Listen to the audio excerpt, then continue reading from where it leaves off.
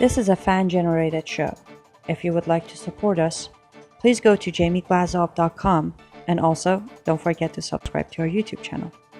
All your support is greatly appreciated. Good evening. Welcome to the Glazov Gang. Tonight, breaking ranks with the left. Backed by popular demand, Joe Hicks, a political commentator and analyst. Joe, welcome back to the Glazov Gang. Hey, good to be back with you, Jamie. Appreciate it. Thank you, Joe. It was such a pleasure and a privilege to have you on last week. Wanted to bring you back on and just go into a little bit more depth on your background and worldview, because you really have a unique and profound perspective, and as our audience will see, quite an intellectual and political journey as well. So let's begin. Joe, from the 1960s to the 1990s, your views were aligned with what you describe as the quote-unquote orthodoxy of left liberalism. Tell us about that period of your life where I guess it could accurately be said that you were a member of the left. Yeah, I grew up in Los Angeles, in the south end of the city, what is now called South Central Los Angeles. It wasn't particularly politically aware. I think when LA had its first riots in 1965, that was the beginning of my political awareness. And I found myself kind of aligning myself very rapidly after the 65 riots with some of the very radical black nationalist groups that were forming in the city. This was right after the kind of civil rights era had kind of spent its strength. And the Black Power movement was challenging the old civil rights movement for dominance, and frankly was succeeding. You've got to remember, the black nationalists, of course, weren't very kind in their thinking about Dr. King and his beliefs. They were too soft, too tame. They didn't like it at all. They coined this phrase, Black Power. I embraced that. But intellectually, it wasn't satisfying the things I was looking for. And I found myself gravitating more and more to the old guard left groupings. So probably by the mid-1970s, late 1970s, I'd become a Marxist pretty much. I'd studied, I'd read a lot, and I'd aligned myself at that point with Marxism. And very quickly found myself a member, and there aren't going to be many people who you'll hear this phrase coming out of my mouth, out of their mouth. I became an actual member of the Communist Party of the United States. So you're a former communist? Yes. Okay. Let's begin with your second thoughts in the 90s. Well, it was a slow development. I'm always suspicious of people that wake up and they have some kind of transformation that happens overnight, and they switch radically and rapidly to some other kind of ideological position. Mine was a very slow kind of transference of my beliefs. I became skeptical. I would hear myself giving speeches or being interviewed, and it was almost like an out-of-body experience. I could hear the words coming out of my mouth, but I knew it was completely incorrect. I also spent quite an amount of time in 1976 in the then the Brezhnev era Soviet Union, in Moscow, then what was called Leningrad, learning better revolutionary theory. That was also the beginning of my challenging those views, because I looked around me in the Soviet Union and decided, is this really what I'd like America to look like and be like? And I came back and I renounced my membership in the Communist Party, but then I was just a regular garden variety Marxist-Leninist, so I didn't move very far. But it wasn't until the end of the 1990s that I found myself seriously taking conservative views to heart, reading materials and books by various conservative thinkers. And that's when I began to really experience this transference, if you will, this change.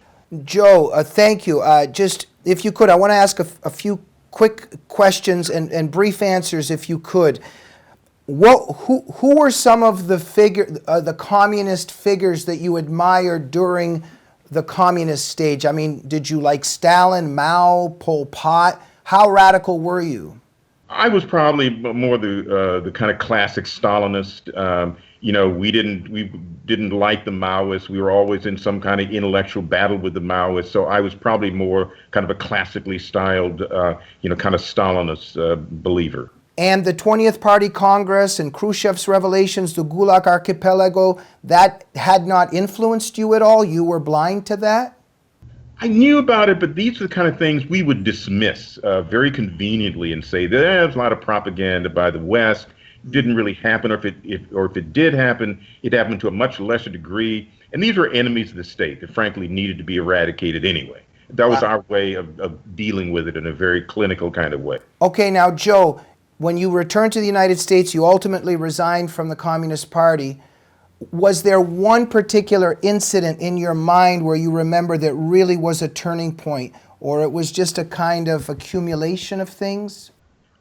Frankly, it was me really trying to avoid becoming a political opportunist. I came back from the Soviet Union. I was one of their up-and-coming stars, quote unquote. I was black, which was another attraction they had in terms of trying to recruit more and more black American figures. When I came back, they immediately approached me and they wanted to send me to Cuba.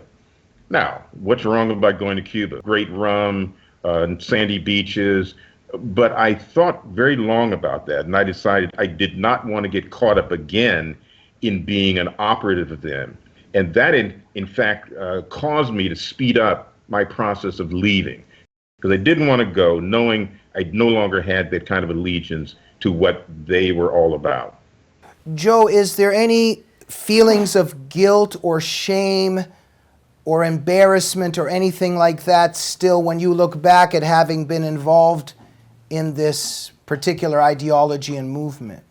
Oh, very much so, Jamie. I tell a lot of people I get up every morning, wanting to try to make up, if you will, in some way for those years I spent, as a Marxist, trying to, undercut American democracy, actively disliking and hating the nation of my birth.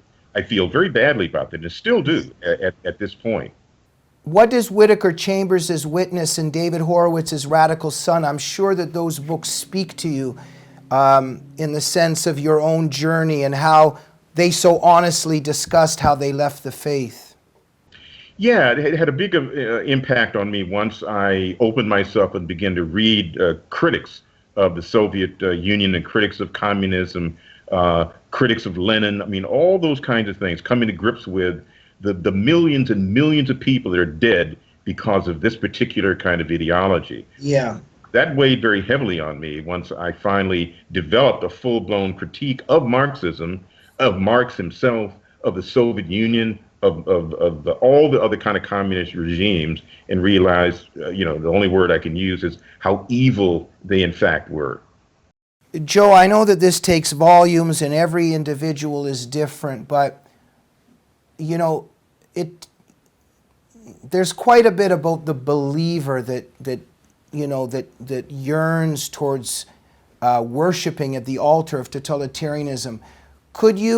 What's an honest thing you could say when you look back, and not to be rude, but what was wrong with the younger Joe Hicks? How did he become, a proponent of Stalinism?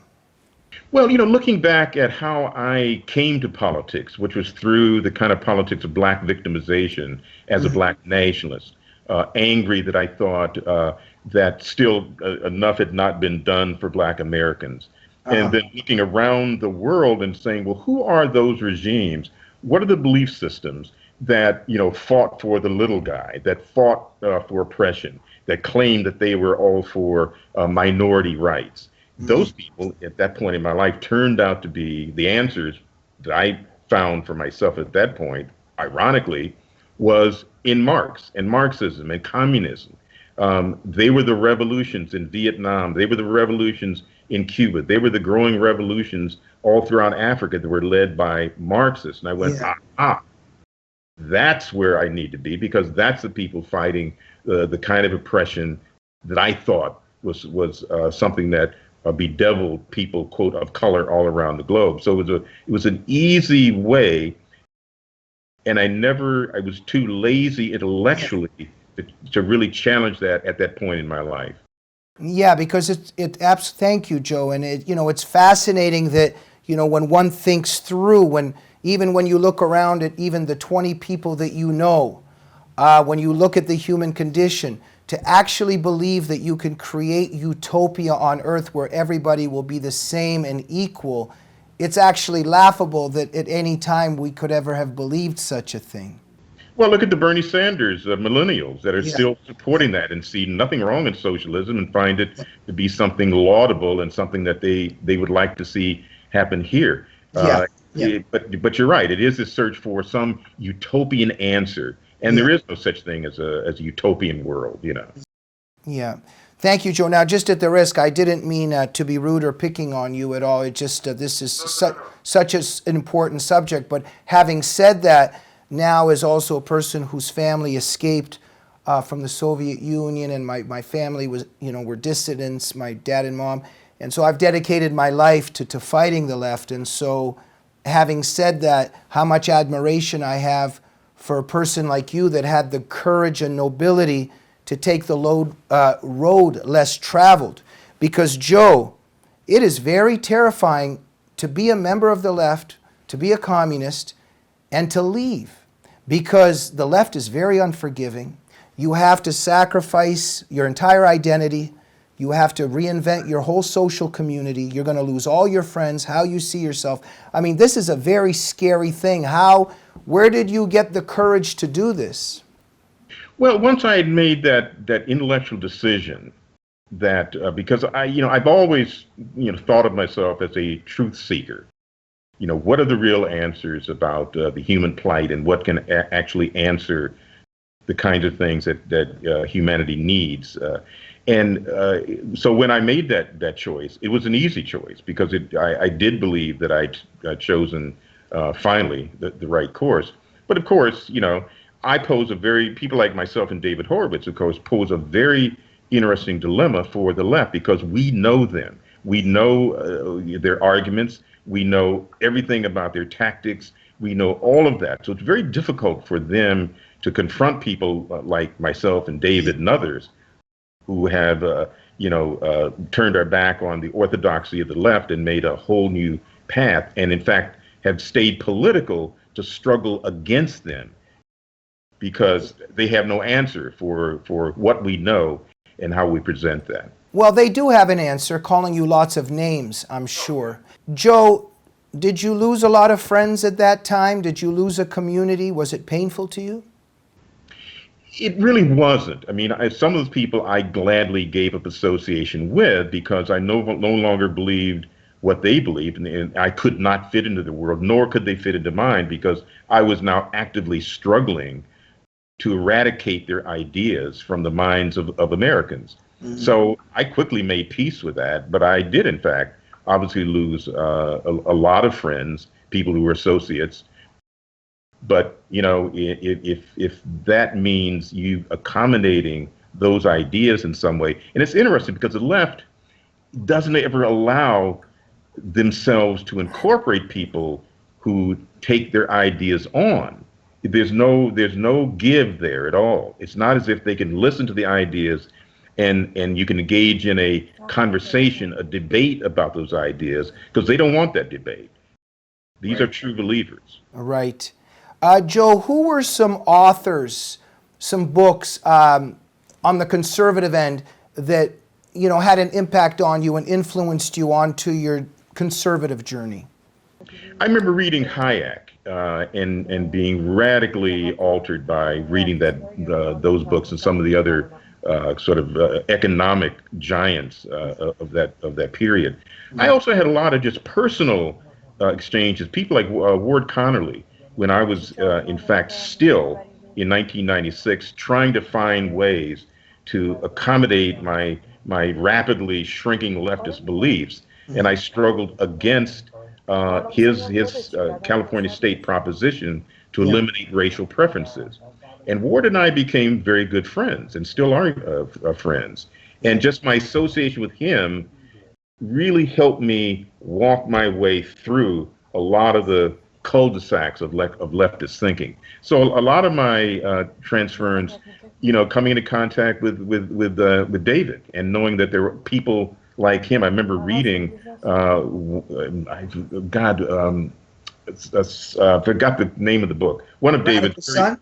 Radical Son, and was profoundly changed by reading that book, because here is someone I found who thought like me, who had gone through that, who shared some of my pains and all of that, and it was very satisfying to read how he worked with that and how he accommodated his changing beliefs, and obviously his familial kind of issues that he had to work through with his parents. So it's books of that kind, I think, early on that really helped me a great deal. No, absolutely. So Joe, with this profound journey and your background, now this former radical, former communist, and now you're looking at the Black Lives Matter movement.